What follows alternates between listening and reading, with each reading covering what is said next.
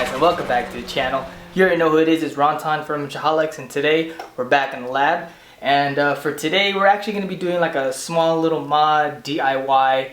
If you have the tools and you guys aren't like skittish on doing it, we're going to be actually replacing my coolant temp sensor adapter, which runs in line on my upper radiator hose, to a tapped S14 water neck. So basically what I'm doing is I'm going to be tapping the water neck to a 1/8 NPT so that it can hold the coolant temp sensor as opposed to using an inline temp sensor adapter, which I feel like it's going to be prone to leaking because I have leaked there before, because you're splitting the upper radiator hose in half and then you're attaching an adapter and then you're adding 2 more clamps. So basically just it's another way of having another leak. So I'm going to get rid of that by tapping the water neck, and hopefully everything goes well. So today that's what we're going to be doing. We got a lot to do. Let's get to it.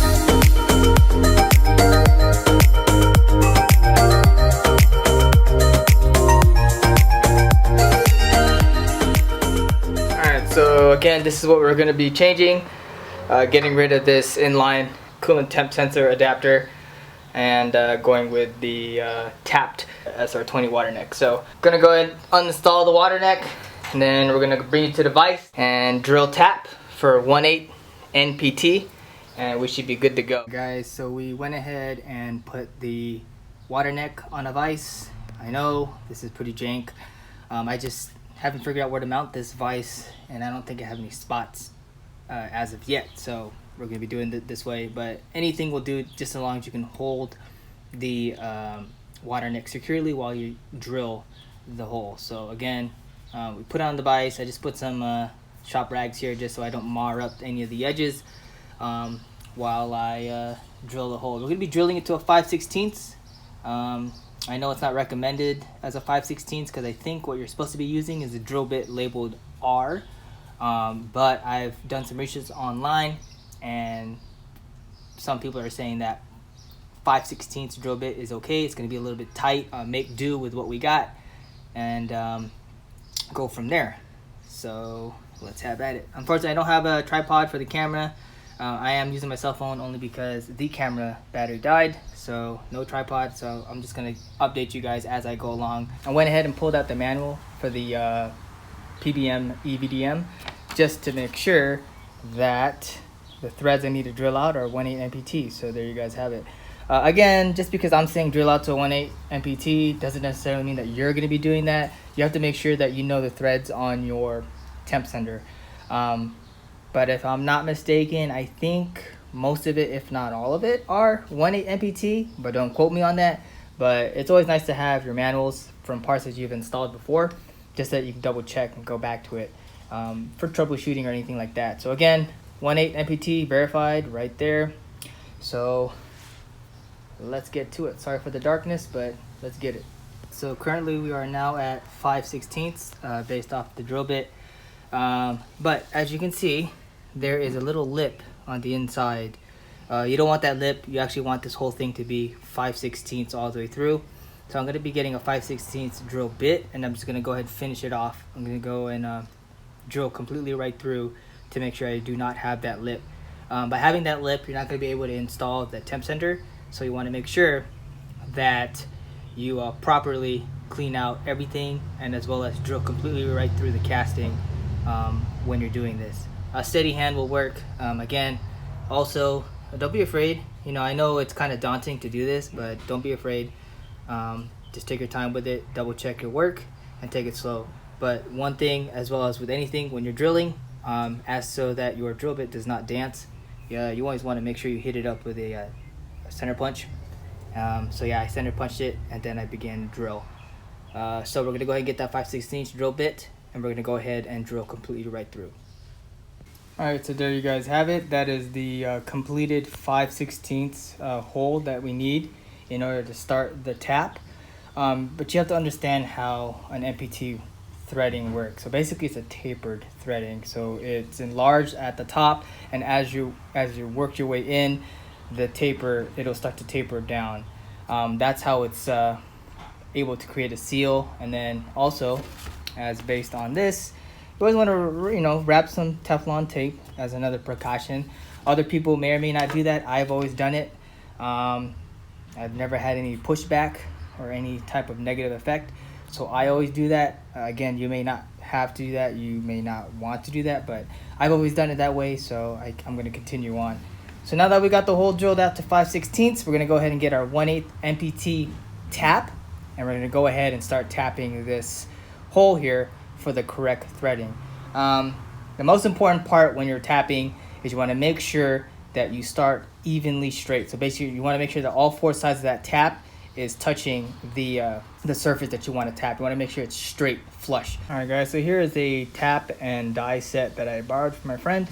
Again, we got the correct size, which is 1/8 NPT, which is right here. So there you guys have it. Again, per application, these are called taps. These are dies. This is for external, these are for internal, so you're going to be using it based on your application. We already have it set up here. This is the 1/8 NPT. I like using this T-handle here because you get more feel. A lot of guys, you can also do it by drill, but I don't want to drill it. So we're going to be using this right here, this T-handle. I already am set up on the vise, so let's get to it. All right, so we went ahead and got it started. For most of you guys, if this is your first time doing it, it's kind of like scary, only because the threads don't really engage until about, I would say, 4 or 5 turns of the tap. Once you start to get a bite, that's when it really matters, when you are completely flush to the surface as far as what you're tapping. I like to go ahead and shoot some WD-40 to help out with cutting the new threading into this aluminum. So every so often I'll shoot some WD-40 as I tap. Again, a steady hand, make sure you're aligned. That's all I gotta say. As far as this goes, it's a skill that you can only learn when you've done it a couple times and you become more confident in what you're doing. So, you know, just take your time with it. If you have any scraps of metal around, it's a good place or a good way to practice, or any type of aluminum tubing or whatever it is, just so you get the practice down before you start jamming out on your real deal. Also, another tip while you're tapping, every so often you want to back out the tap, clean out the tap, and then re-tap again, only because you start to build up some of those shards, and you don't want that to mess you up as you're tapping the new thread. So every so often, back out the tap, clean it out, and then re-tap again. And there you guys have it. That's how you drill and tap for whatever threads you need based on the guide or whatever you're re-threading stuff to.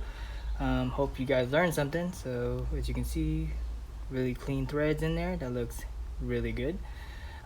Before you install this, I'm gonna say this right now, before you install this, go ahead and give it a quick rinse, because there's so much stuff that's going to be stuck in here that you don't want floating around in your coolant system. So I suggest compressed air and some water, whatever, just clean it really good before you install this back onto your car. Also, again, double check to make sure the threads you just made, go ahead and put in your sender, your temp sender, and make sure everything is good to go. And there you guys have it. Hope you guys liked it. Hope you guys learned something. And thanks for watching. This is the final product. There you go. That is the sensor for the EVDM, coolant temp sensor. It is questionable how you guys are probably going to say, hey, there's some threading still sticking out. Why is it flush to the water neck? But honestly, that's pretty much how it was sitting when it was mounted onto this guy, I still had that amount of thread sticking out, and I never once leaked from the threading. I was actually leaking from here, these clamps, so I am confident that this is going to work. And I also did a test. I put some water in there and I flipped it around and I let it pool up, and I basically watched to see if there's any type of leaking or seeping of any type of water through the threadings, and there wasn't. So I'm confident that that's going to work in regards to what I did. So there you guys have it. Again, making it a lot simpler by eliminating this whole deal and then just using it into this piece. There are like sensor adapters that are like spacers. You can do that, but I didn't really want to do that. I really wanted to make sure that I eliminated as much as possible of any type of leak point. So if anything, if this were to leak, it's going to leak from the threads, and then we'll just have to redo it. But I'm confident that this is going to work. So all we have to do now is just put it back on the car, hit it with some RTV, and then we are all done. Alright guys, so there you guys have it. That is the finished product all installed. Main thing is make sure you have enough clearance between the coolant temp sensor and your CAS. I've seen some sensors in a different way, but this is a really low profile sensor, so I am not too worried about it. Obviously we got a lot of clearance here. So we're just going to wait for the RTV to set, and then we're going to go hit it one more time, final it, make sure everything's good to go, hook up the coolant line back to the AN fitting, and then wait for this hose to come in, because I can't really do anything now because the hose is pretty much shot. I don't have a plug to plug up that adapter, and I don't want to bleed the system to re-bleed it again to swap out the hose. So we're just going to wait until the hose comes in and do all that. But who knows when that hose is going to come in, because this whole COVID thing is slowing them down, man. Slowing all the shipping down. It kind of sucks. So it's even, the wait times are even longer. So that's just the name of the game. But we are done. We are accomplished. And I hope you guys like it. So thank you guys for watching. One more thing. If you guys end up watching the entire video and you guys liked it, go ahead and give this video a thumbs up. Like, comment, subscribe, do what you gotta do. Let me know how I'm doing. If you guys want to see more of these DIY content, if you just want to see anything in general about the 240 or whatever, let me know in the comments below. I do read them. And thank you guys for the subs. I've been getting a lot of subs lately. I'm pretty sure it's got to do with this whole COVID thing, and a lot of you guys are just bored out of your mind watching YouTube. Again, thank you for doing that. There you guys have it. That is the S14 Water Neck with the 1.8 NPT sensor port mod. You can actually go ahead and buy this part. It's like 80 bucks, I think, through Injuku. I think ISR makes it. But why spend the 80 bucks when you can just buy the tap and the drill and do it yourself? Again, it's kind of skittish for the guys who are like, man, I don't want to ruin the piece or ruin a perfectly working water neck just because I drilled into it and I messed it up. But there's only one way to learn, and it's to do it. So there you guys have it. Learn through my mistakes. I hope you guys learned something on how to drill and tap or re-tap threads using the correct size depending on what you're doing. It works for anything. So I hope you guys learned something, and thank you guys for watching. And for my day ones out there, you already know what time it is. Hype is for the moment, and style is forever. Deuces.